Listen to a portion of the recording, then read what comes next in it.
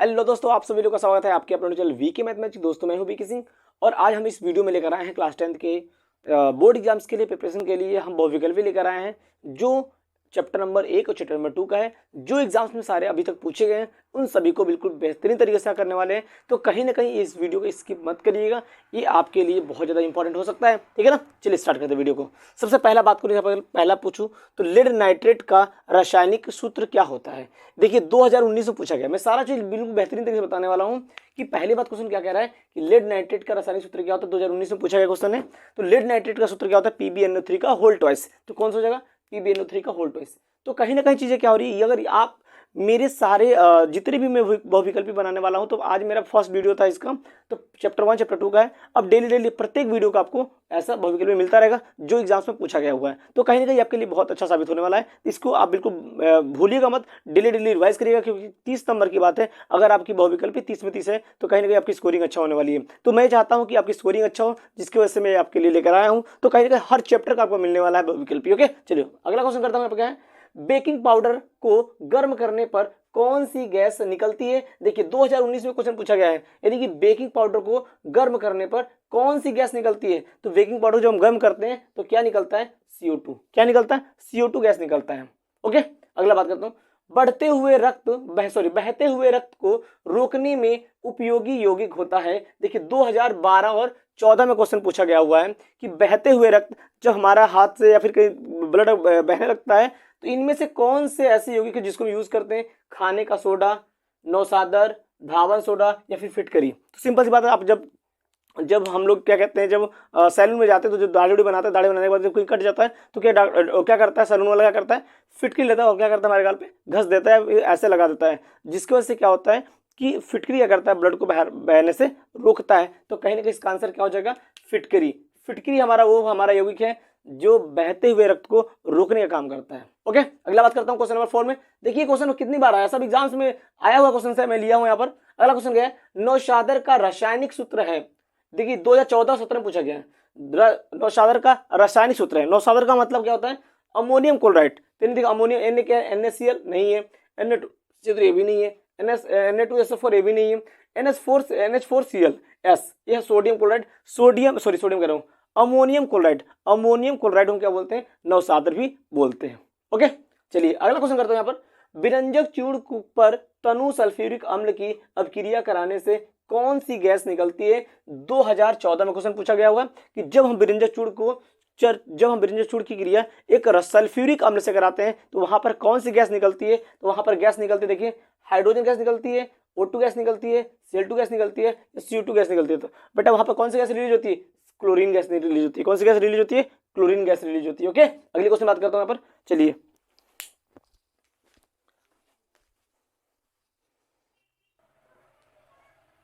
अगला क्वेश्चन देख सकते हैं। क्वेश्चन क्या है कि खाने का सोडा का रासायनिक सूत्र है। खाने का सोडा का रासायनिक सूत्र है, 2015 में क्वेश्चन पूछा गया है।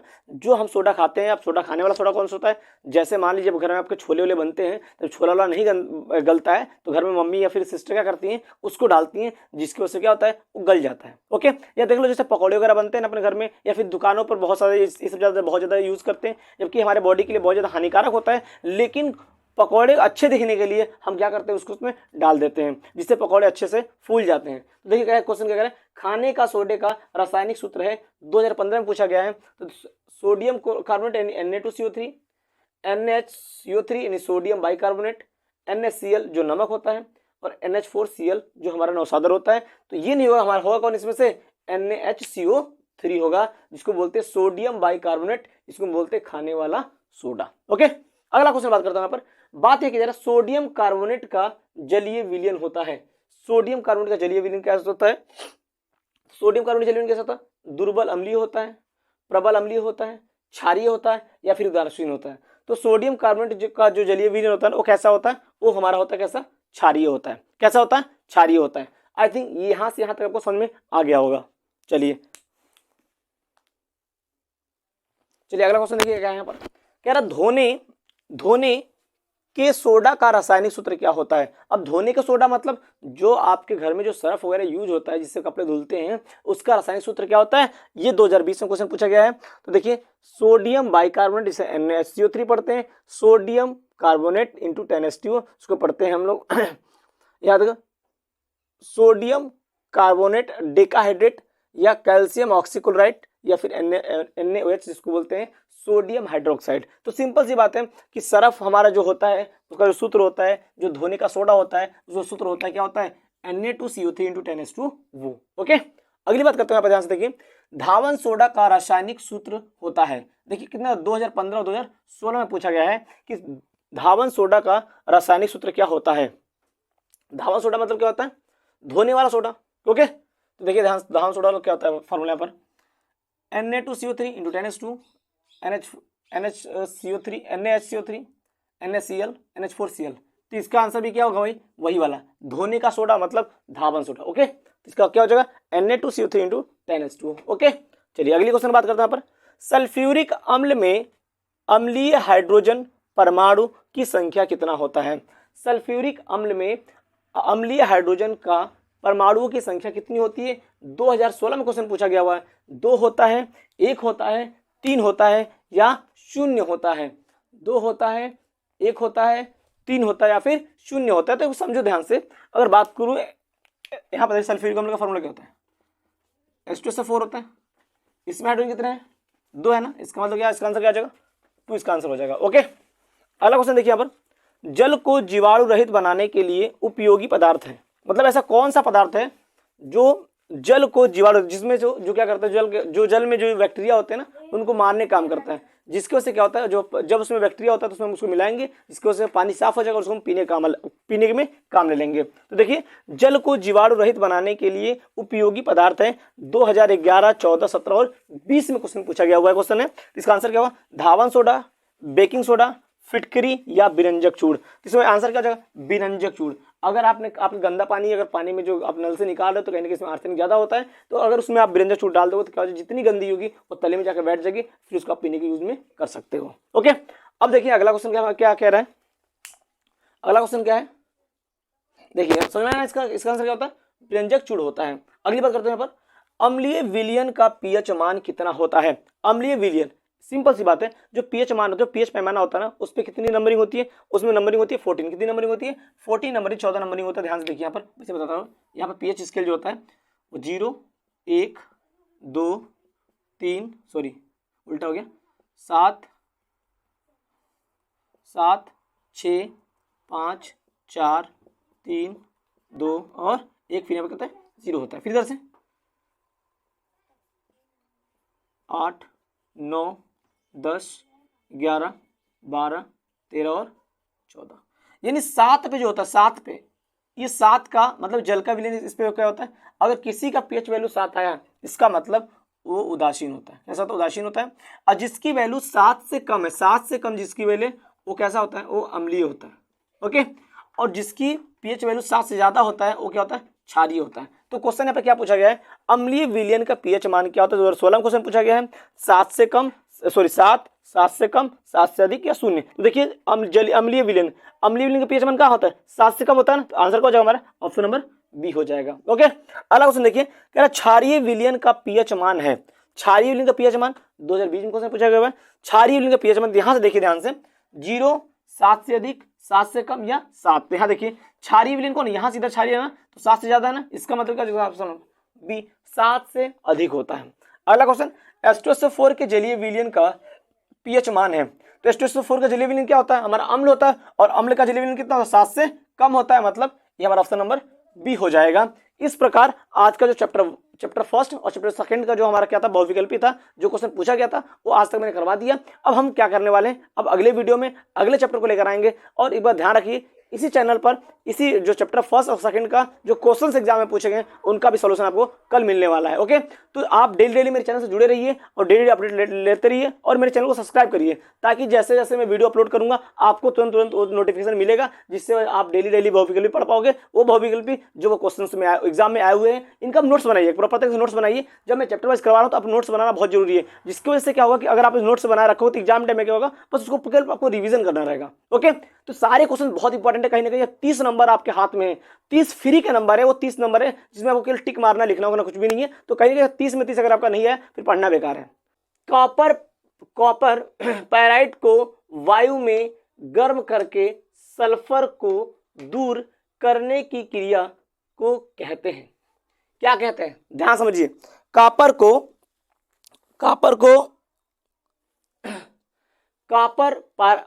पायराइड को वायु में गर्म करके सल्फर को दूर करने की क्रिया को कहते हैं, क्या कहते हैं?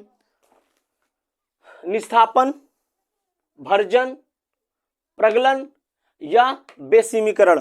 तो बेटा आपको ध्यान रखना होना चाहिए कि जब हम कॉपर पायराइड को वायु में गर्म करके सल्फर को दूर करते हैं तो वो क्रिया क्या कहलाती है? भर्जन क्रिया के द्वारा क्या करते हैं हम? कॉपर पायराइड से हम सल्फर को दूर कर देते हैं। ओके, अगली बात क्वेश्चन ध्यान देते हैं। मुद्रा धातु है, देखिए ये क्वेश्चन जो था ना, ये 2012 में पूछा गया क्वेश्चन। मुद्रा धातु है, 2013-14 में पूछा गया क्वेश्चन है। क्या है मुद्रा धातु? मतलब ऐसे कौन से धातु जिसके सिक्के वगैरह बनते हैं, पैसे में काम आता है। तो क्या जिंक का बनता है? क्या नहीं बनता है।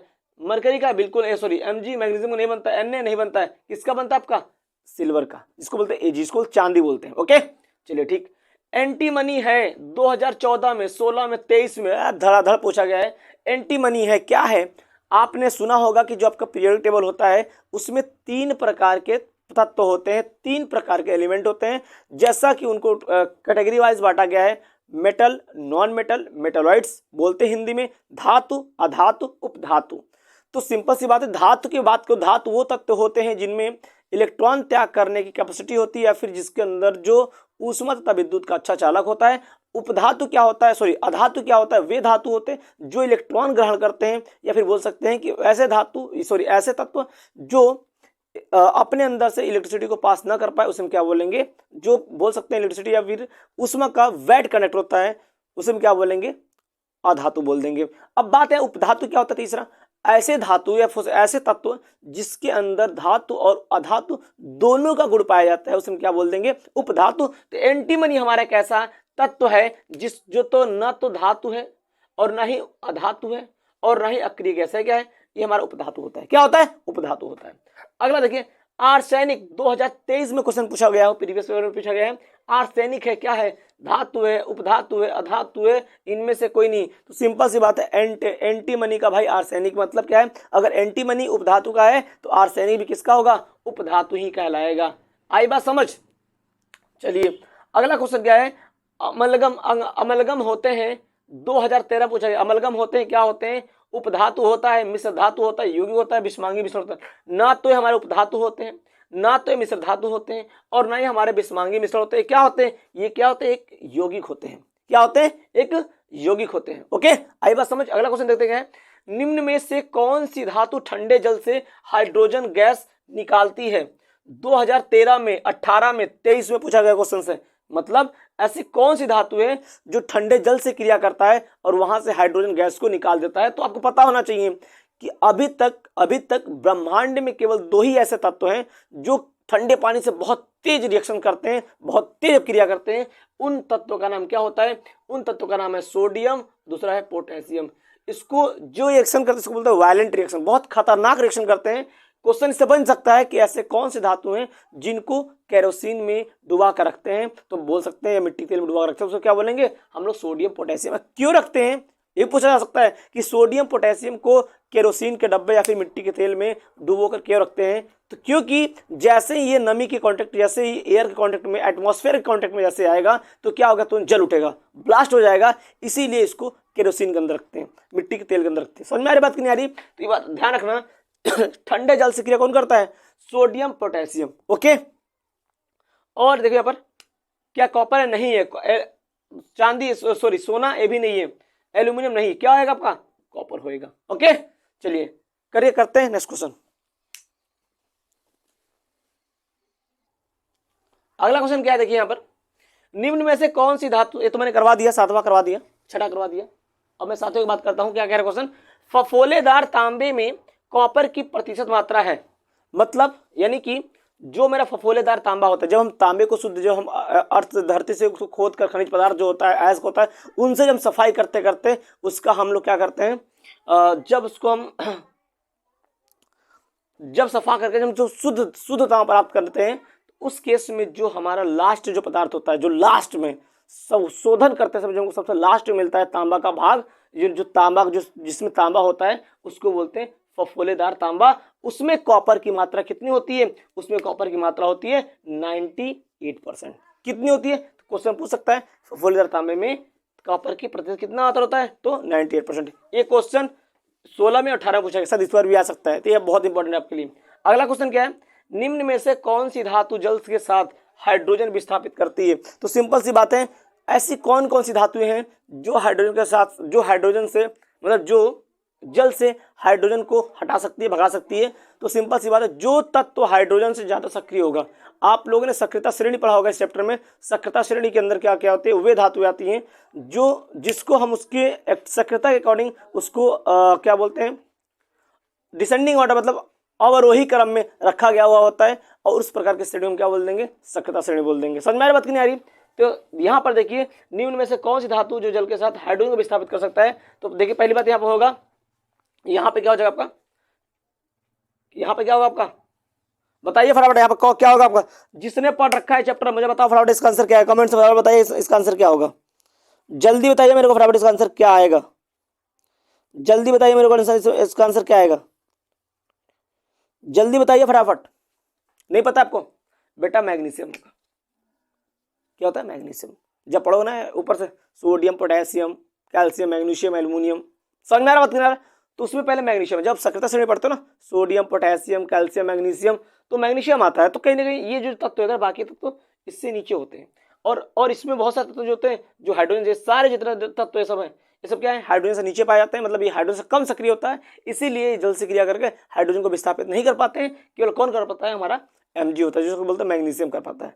ये मैग्नीशियम हॉट वाटर से रिएक्शन करता है। क्वेश्चन पूछ ले सकता है कि ऐसा कोई तत्व का नाम बताओ जो हॉट वाटर से, सॉरी हाँ, स्टीम वाटर से रिएक्शन करता है, उसको क्या बोलेंगे हम? मैग्नीशियम। इसको कर लीजिए, करते हैं नेक्स्ट।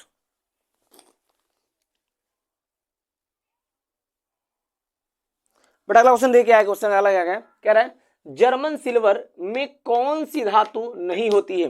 तो जर्मन सिल्वर एक ऐसी धातु होती है, इसमें कौन सी धातु नहीं होती जर्मन सिल्वर में?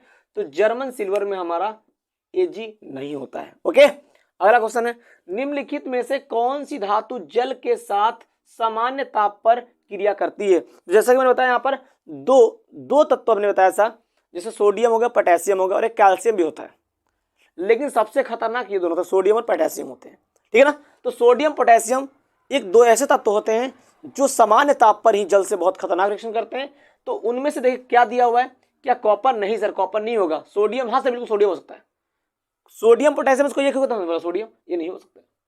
मैं बताया था आपको कि इन सब क्वेश्चंस को बाबू आप अपने नोट्स, एक नोट बनाइए, जैसे कि बताया था मैं पहले लेसन का जो मैंने अपलोड कर रखा है वीडियो पहला सेकंड का, उनको एक नोट्स में लिखिए। नोट्स बनाते जाइए, मतलब जैसे बनाना है कि आपको नोट एक कॉपी लेना है, आपको उसमें डाल देना है क्या, चैप्टर नंबर फर्स्ट सेकंड का डालकर लिख दोगे, बहुत विकल्प है, एमसीक्यू डाल दोगे, सारे चैप्टर सीक्वेंस रखो, जिससे क्या होगा कि जब एग्जाम आएगा ना तो आपको केवल पढ़ना रहेगा, आपको पता रहेगा सही, वो पढ़ना रहेगा, उसको ससरी का उस पढ़ते रहेगा, तो कहीं ना कहीं 30 नंबर आपको कहीं नहीं जाने वाले। और एक बात ध्यान रखना, नंबर उसी के आते हैं जो मेहनत करता है।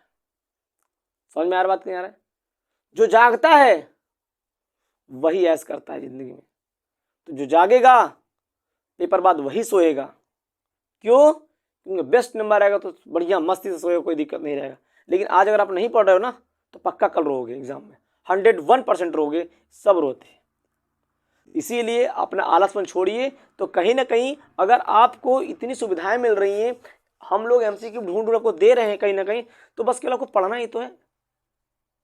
समझ में आया ना? अपने पापा से पूछिए, जो आपसे बुजुर्ग हैं उनसे पूछिए, क्या उनके टाइम पे क्या ऐसा होता था? का फैसिलिटी नहीं होती थी, खुद से बुक में ढूंढना होता, पढ़ना होता था, पता नहीं कहाँ से आता था। लेकिन अब आजकल इतनी चीज़ें अवेलेबल हैं कि सोशल मीडिया इतनी अवेलेबल है कि आपको वो चीज़ें दे रही है जो आप कभी जिंदगी में सोच भी नहीं सकते। आप कभी सोचे नहीं, हम लाओ एमसीक्यू निकाल कर जो सन में आप पढ़ लेते हैं, मैं दे रहा हूँ आपको निकाल कर किस किस सन में एमसीक्यू आया है, तो कहीं ना कहीं आपके लिए इंपॉर्टेंट है, तो इसको आप मिस मत करिए। चलिए अगला देखते हैं पॉइंट क्या है। अगला क्वेश्चन क्या कह रहा है, जस्ता धातु हाइड्रोक्लोरिक अम्ल से क्रिया करके कौन सी धातु कौन सी गैस निकालती है? मतलब जस्ता मतलब जिंक, जिंक धातु ऐसा कौन सी, मतलब जिंक धातु हाइड्रोक्लोरिक से अम्ल, यानी कि जब सिंपल सी बात है, जब हमारा जो जिंक होता है वो HCl से क्रिया करता है, हाइड्रोक्लोरिक एसिड से जब क्रिया करता है तो कौन सी गैस निकलती है? तो पहली बात करें ओजोन, नहीं सर ओजोन नहीं होगा, ऑक्सीजन नहीं, नाइट्रोजन नहीं, स्कोर हो जाएगा हाइड्रोजन। क्या होगा? हाइड्रोजन हो जाएगा। देखिए क्वेश्चन कितने पूछा गया? 16 पूछा गया। ओके, ऊपर वाला 18 में 20 में, ये 14 में। तो क्वेश्चन कहीं ना कहीं हम सारे उन क्वेश्चंस को लेके आए जो एग्जाम्स में बहुत पूछा गया, तो कहीं ना कहीं अगर आप इसको पढ़ते हो तो आपका अच्छा परसेंटेज आने के चांसेस है। परसेंटेज एमसीक्यू में कहीं गलत होने कोई चांसेस नहीं। ओके, अगला पॉइंट देखिए ध्यान से क्या है। आघातवर्धनता प्रदर्शित करता है, मतलब ऐसे पहले आघातवर्धनता होता क्या है? देखो, तत्व के वे गुण होते हैं, तत्व के वे गुण होते हैं, जब हम तत्व को पीटते हैं ना तो चादर के रूप में फैलता है। तो जब धातु को पीटने से जब चादर के रूप में फैल जाता है तो धातु के उस गुण को क्या बोलेंगे? आघातवर्धनता। तो ध्यान से देखिए, सिंपल सी बात है, जो गुण होगा ना वो किसके अंदर? धातु के अंदर होगा। तो क्या सल्फर? सर सल्फर, क्योंकि हमारा सल्फर क्या है? अधातु है। आयोडीन ये भी अधातु होगा। सब फास्फोरास क्या हो जाएगा? हमारा क्या होगा? तांबा। तांबा एक ऐसा धातु है जो हमारा इसके अंदर आघातवर्धक गुण पाया जाएगा, जिसको पीटने पर चादर ग्रुप में क्या हो जाएगा? फैलता चला जाएगा। अगर देखिए, परावर्तनी भट्टी का उपयोग होता है, 2018 में पूछा गया क्वेश्चन है। परावर्तनी भट्टी का उपयोग होता है, किस लिए होता है? प्रगलन में, निस्तापन में, बेसमीकरण में या अतिशीलतन में। तो बेटा किसमें होता है? निस्तापन में। किसमें होता है? निस्तापन में होता है। आई बात समझ? अगला क्वेश्चन क्या है? अगला क्वेश्चन क्या है? दिख नहीं रहा, बट कोई दिक्कत नहीं, फिर से वेट कर लो, फिर से देख लीजिए। परावर्तनी भट्टी का उपयोग होता है, 2018 में पूछा गया, किसमें? प्रगलन में नहीं, किसमें होता है? निस्तापन में। किसमें? निस्तापन में। अगला, सल्फर डाइऑक्साइड का जलीय विलयन होता है, 2012 में, 13 में, 17 में, 19 में, इतने पूछा गया है। सल्फर डाइऑक्साइड का जलीय विलयन होता है, तो कहीं इंपॉर्टेंट है, क्या होता है? अम्लीय होता है। क्यों? क्योंकि देखो, सल्फर डाइऑक्साइड क्या है? ये हमारा क्या है? ये हमारा अधातु ऑक्साइड होता है, और अधातु ऑक्साइड के अंदर अम्लता का गुण पाया जाता है। ठीक है ना? देखिए अगला, धातु है, 2022 में पूछा गया, क्या धातु है? Bi, Si और C। तो क्या हो जाएगा हमारा? लिथियम हो जाएगा। क्या हो जाएगा? लिथियम। क्या होता है? हमारा धातु होता है। अगर देखिए पर कैल्शियम फास्फेट का सूत्र है, कैल्शियम फास्फेट का सूत्र क्या होता है? CaPO3 का होल ट्वाइस, CaPO4, CaPO4 का होल ट्वाइस, CaP2O4। तो इनमें से कौन सा होगा? तो कहीं ना कहीं आपका ऑप्शन कौन जाने वाला है? यहां पर जाएगा option number C, calcium phosphate, CaPO4 का होल ट्वाइस। ओके, इतनी बात समझ में आ रही है कि नहीं आ रही है? तो कहीं ना कहीं बाबू ये क्वेश्चन आपके लिए बहुत ज़्यादा इंपॉर्टेंट था और एग्जाम में बहुत बार पूछा गया, तो कहीं ना कहीं बहुत ज़्यादा इंपॉर्टेंट है। तो प्लीज़ इसको आप नोट्स में उतारते रहिए और डेली का डेली पढ़ते रहिए, और मेरे चैनल को सब्सक्राइब करिए, ताकि जैसे मैं इन सब वीडियो को अपलोड करूँ तो आपके पास नोटिफिकेशन पहुँच जाए, जिससे क्या होगा, आपकी एग्जाम्स में तैयारी में कहीं कोई दिक्कत ना है। ओके, और आप लोग बता दूं कि जैसे कि मैंने इस टाइम लाइव भी चला रहा हूँ क्लास 10 की मैथ्स की सिलेबस होती है, उसके लिए मैं लाइव क्लासेस चला रहा हूँ 9 o'clock पे। ओके, तो 9 o'clock पे अगर आप फ्री क्लासेस करना चाहते हो मैथ्स का, तो आप लाइव हो सकते हो 9 o'clock पे। आप मेरे चैनल को सब्सक्राइब करिए, जैसे मैं लाइव होऊंगा तो कहीं ना कहीं आपके चैनल पर या फिर फ़ोन पर नोटिफिकेशन पहुंच जाएगा, वहां से आप मेरी वीडियो को अच्छे से देख सकते हो, लाइव पढ़ सकते हो। और एक बात और, यहाँ पर आपको 7 o'clock से 9 o'clock तक नवोदय हो गया या फिर क्लास 4 से ऊपर और 8 से नीचे तक के बच्चों को मैथ सिखाया जा रहा है, बिल्कुल इजी तरीके से। तो कहीं ना कहीं अगर आपके घर में छोटे बच्चे हैं, भाई हैं, या फिर आपके घर में कोई भी छोटा बच्चा हो, अगर वो 4-5 पढ़ रहा हो, 8 तक के बच्चों के लिए बिल्कुल ये मैथ्स की भन्नाट तरीकों से उसको मैं पढ़ाने वाला हूँ और चल रहा है क्लासेस इस टाइम। तो कहीं ना कहीं उन बच्चों को बताइए, उनसे बोलिए कि मेरे चैनल सब्सक्राइब करें और लाइव क्लास का आनंद लें। ओके, जिससे उनकी बात करूं यहाँ पर, सबसे पहले क्वेश्चन की बात करते हैं। क्वेश्चन पहला क्वेश्चन क्या लिखा हुआ है? CHO का आयुपेशी नाम है। CHO का आयुपेशी नाम क्या होता है? फॉर्मेल्डिहाइड, एथेनॉल, फार्मिक अम्ल या मेथेनॉल। तो बाबू जी इसका जो CHO का जो CHO का आयुपेशी नाम होता है ना, वो क्या होता है आपका? वो आपका होता है, उसका नाम क्या होता है? मेथेनॉल। क्या होता है? मेथेनॉल होता है किसका? CHO का आयुपेशी नाम। अगला देखिए, कह रहा है एसिटिक अम्ल का आयुपेशी नाम क्या होता है? क्वेश्चन तो कितनी बार पूछा गया हुआ है, 2014 में, 16 में, 17 में, 20 में, 23 में, इस बार भी आने के चांसेस हैं। तो एसिटिक अम्ल का आयुपेशी नाम क्या होता है? एसिटिक अम्ल होता है, एथेनोइक अम्ल होता है, मेथेनोइक अम्ल होता है या प्रोपेनोइक अम्ल होता है। तो इसका जो आंसर होता है वो हमारा हो जाएगा मेथेनोइक अम्ल। क्या हो जाएगा? मेथेनोइक अम्ल हो जाएगा। ओके, अगला देखिए क्वेश्चन क्या है? CH3COCH3 this is the acetone होता है, इसका इससे नाम क्या होता है? देखिए क्वेश्चन 15 में, 16 में और 18 में पूछा गया है। तो कीटोन का या बोल सकते हैं एसीटोन का जो हमारा आयुपेशी नाम क्या होता है? Butanone, propanone, butanol, propanol. इसमें कितनी बार कार्बन दिया हुआ है? 3 बार है ना। तो क्या हो जाए, जोड़ो, मेथ एथ प्रोप, नहीं प्रोप आएगा, और टी एसीटोन तो ओ जुड़ जाएगा, तो प्रोपेनोन क्या हो जाएगा, प्रोपेनोन। कौन सा ऑप्शन हो जाएगा आपका, आपका ऑप्शन नंबर कौन सा, बी हो जाएगा। ओके, अगला क्वेश्चन देखिए क्या है, एसिटिल्डिहाइड का आईपीएसी नाम क्या है, 2016 में और 19 में पूछा है, कहीं ना कहीं इस बार भी आने के चांसेस है। तो एसिटिल्डिहाइड का आईपीएसी नाम क्या हो सकता है, हो सकता क्या होगा, एथेनॉल, एथेनॉल, एथीन या फिर एथाइन। तो जिसका इस आईपीएसी नाम होता है क्या होता है, एथेनॉल होता है। क्या होता है इसका आईपीएसी नाम, एथेनॉल होता है। इतनी बात समझ में आई। इन सब ऑप्शनल को या जितने भी एमसीक्यू भी इनको आप अपने सिलेबस कॉपी में नोट करते रहिए। ओके, अगला क्वेश्चन देखिए क्या है, अगला क्वेश्चन देखिए क्या है कि निम्नलिखित में से किस यौगिक में कीटोन समूह उपस्थित होता है। कीटोन का मतलब सीओ, जिसके लास्ट में जिसमें ऐसे कौन से यौगिक है जिसमें सीओ के कीटोन ग्रुप उपस्थित है। ध्यान से देखिए यहाँ पर, अगर बात करूँ सब में तो देखो HCOH, तो मुझे लगता है यार CO यहाँ पर भी है, लेकिन बाबू यहाँ पे नहीं है, यहाँ पे क्या है CHO है। ओके, यहाँ पे देखिए ध्यान से CH3COH, मतलब यहाँ पे भी तुम्हें लग रहा होगा कि CO है, लेकिन ऐसा नहीं, CHO ग्रुप है यहाँ पर। यहाँ ध्यान से देखिए CH3COOH, मतलब यहाँ पर कौन सा ग्रुप है, यहाँ पे COOH वाला ग्रुप है, तो ये भी नहीं होगा। यहाँ देखिए CH3COCH3, मतलब यहाँ पे क्या कीटोन ग्रुप यहाँ पे, इसका मतलब क्या हो जाएगा आपका ऑप्शन नंबर डी बिल्कुल राइट ऑप्शन होगा। किसका, ये ऐसा यौगिक है जिसके अंदर कीटोन समूह उपस्थित है। अगला देखिए ध्यान से, कह रहा है विवृत श्रृंखला यौगिक है, विवृत श्रृंखला यौगिक है क्या है, चक्रीय हेक्सेन में, चक्रीय हेक्सेन में, चक्रीय ब्यूटेन में, बेंजीन में, या फिर बोल सकते हैं यहाँ पर ब्यूटीन 2। तो बाबू इसका जो आंसर होगा ना वो क्या होगा, ब्यूटीन 2 इसका आंसर हो जाएगा। ओके, चलिए इसको नोट करिए। बेटा अगला क्वेश्चन देखिए क्या है, अगला क्वेश्चन क्या है, कह रहा है कि प्रोपेनल में क्रियात्मक समूह है। 17 में, 20 में, 23 में क्वेश्चन पूछा गया है, तो कहीं ना कहीं इंपॉर्टेंट है। तो प्रोपेनल में क्रियात्मक समूह है क्या है, CHO, CO, OH, OCH3। तो क्या हो जाएगा बाबू इसका ऑप्शन, इसका ऑप्शन हो जाएगा CHO। ओके, अगला देखिए क्वेश्चन क्या है, एल्यूमिनियम जल से क्रिया करके, जल नहीं बाबू यहाँ पे लिखिए एल्यूमिनियम कार्बाइड, क्या लिखेंगे यहाँ पर, aluminium carbide, carbide, aluminium carbide जल से क्रिया करके देता है, क्या देता है आपको, C2H2, C2H4, CH4, C2H6। तो क्या देगा आपका आंसर होगा आपका CH4 हो जाएगा। ओके, अगला क्या क्वेश्चन क्या है, एसिटिक अम्ल से, एसिटिक अम्ल में अम्लीय हाइड्रोजन परमाणुओं की संख्या क्या होता है। मतलब क्या है, एसिटिक अम्ल में जो हाइड्रोजन होता है उनकी परमाणु संख्या कितनी होती है, तो 1 2 3 4। बेटा इसका आंसर क्या हो जाएगा, इसमें 4 होते हैं। ये देखिए क्वेश्चन 2013 में, 14 में, 15 में, क्वेश्चन जो मैं दे रहा हूँ आपको कंटेंट, ये कंटेंट से पढ़ लो, इसके अलावा कुछ पढ़ाना ही नहीं पड़ेगा आपको।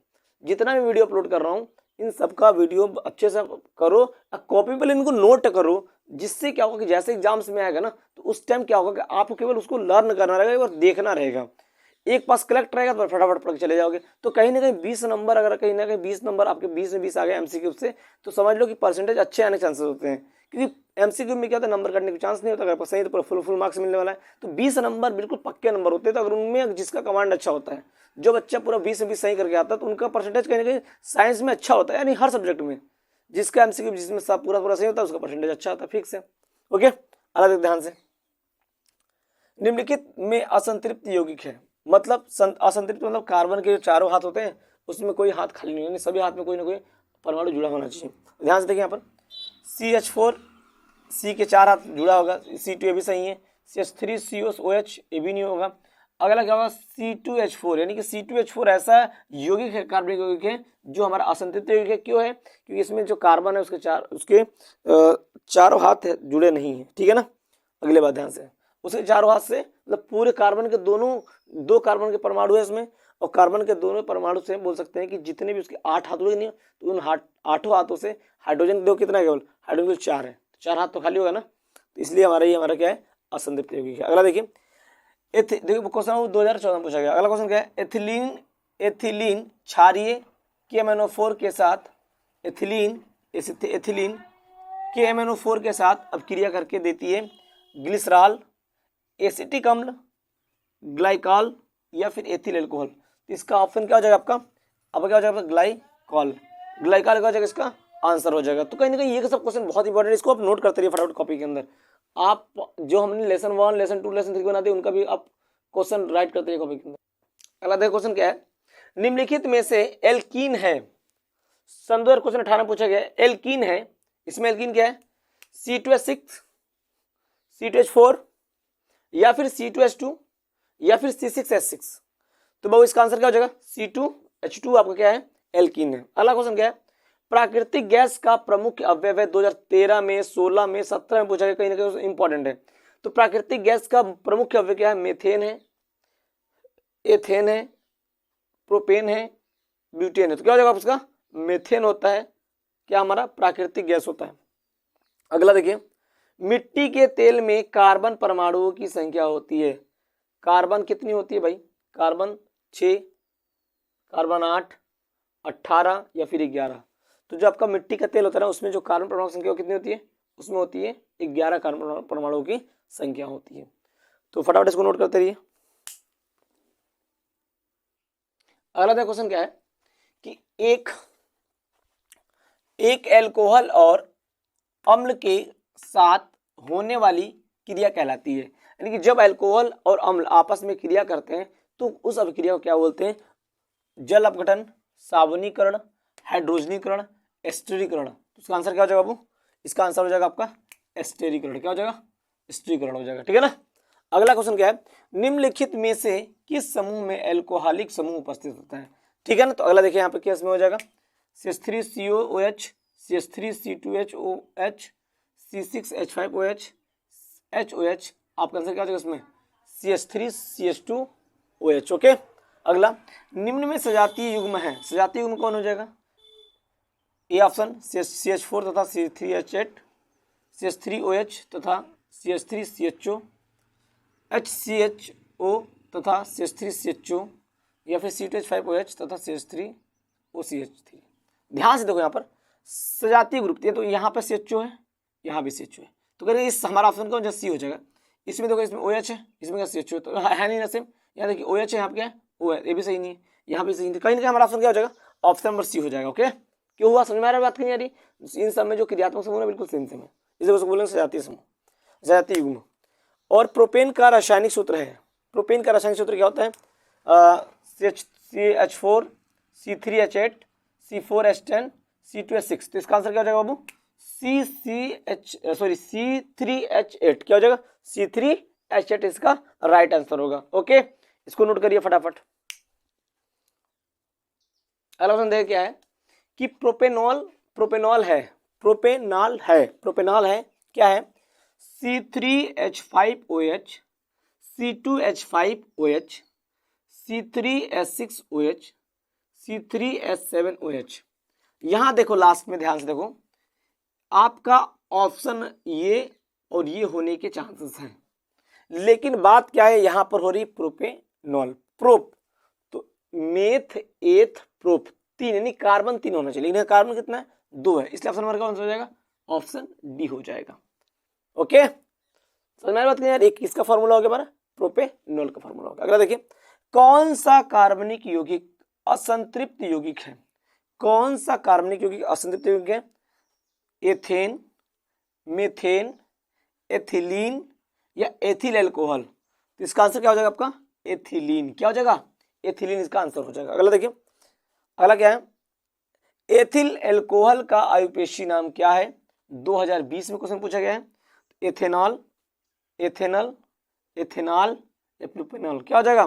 तो यहाँ पर बात एथिल एल्कोहल की बात होती है, क्या हो जाएगा, एथेनॉल हो जाएगा। क्या हो जाएगा, एथेनॉल हो जाएगा। इसको नोट करिए, करते हैं नेक्स्ट क्वेश्चन।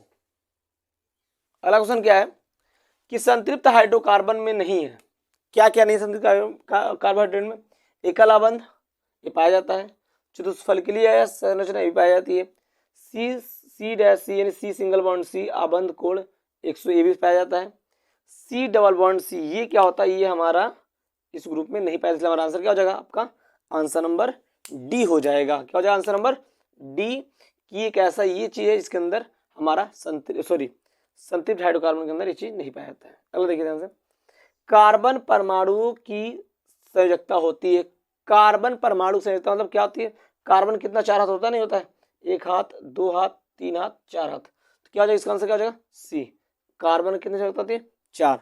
तो बाबू इस प्रकार क्या हुआ आपका, इस प्रकार क्या हो जाएगा आपका, ये टॉपिक्स हो गए कंप्लीट। और अभी कुछ दिन के बाद मैं यहाँ पर बात करूं कि जो हमारे इस बार पेपर आने वाला केमिस्ट्री का, तो केमिस्ट्री का एमसीक्यू हो गया कंप्लीट। ओके, सारे केमिस्ट्री का कंप्लीट हो गए यहाँ पर एमसीक्यू। और मैं अभी जल्द, मैं केमिस्ट्री के नहीं लेकिन पहले फिजिक्स के सारे एमसीक्यू कराने के बाद मैं केमिस्ट्री के भी उस सारे क्वेश्चंस को लेके आऊंगा जो एग्जाम्स में बहुत बार पूछा गया, सॉल्व करके आपको आंसर्स भी दूंगा। ओके, तो कहीं ना कहीं आपके ये वीडियो बहुत ज़्यादा इंपॉर्टेंट है, चैनल मेरा बहुत ज़्यादा इंपॉर्टेंट होने वाला आपके लिए, क्योंकि अब जो बोर्ड एग्जाम का प्रिपरेशन कर रहा है, तो कहीं ना कहीं आप उन तक वीडियो भी मेरा शेयर करिए, जो बच्चा बोर्ड एग्जाम्स में है, पढ़ रहा है, जो देने वाला है बोर्ड एग्जाम, तो उन तक मेरी वीडियो शेयर करिए, जिससे मान लीजिए कि उस बेचारे कुछ ना कुछ फायदा हो जाए। ओके, कहीं ना कहीं हमारे और आपके वजह से उसका नंबर आ जाए।